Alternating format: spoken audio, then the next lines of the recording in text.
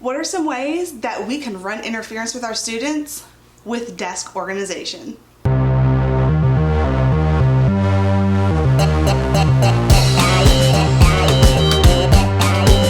Hey everyone, I'm Annika and I'd like to share some ideas I have on how you can organize your desks.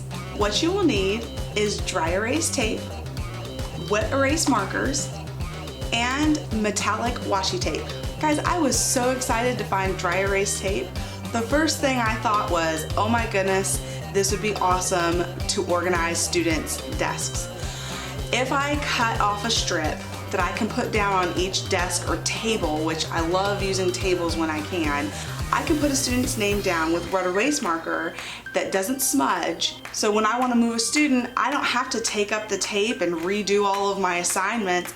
All I have to do is take a wet paper towel, wipe it off, and redo my groups. How perfect is this to be a time saver? And it'll fit multiple names on a short little strip in case you have more than one class.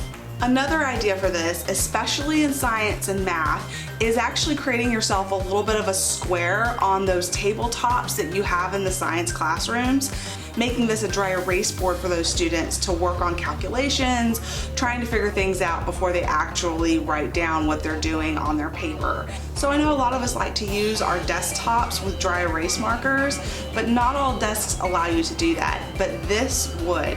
And you can make those on each student's space so that they can have their own little dry erase place to work on.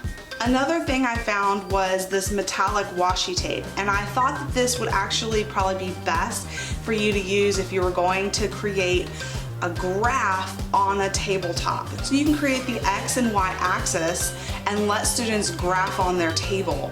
So the students can use this to help them with practicing graphs, and it wipes right off. So these are actually just two ideas you can do for desk organization with tape. There are so many ideas out there on how you can organize desks. If you have some that you'd like to share, go ahead and put it in the comments below. And if you like the video, make sure you hit the like button. If you haven't subscribed, be sure to subscribe.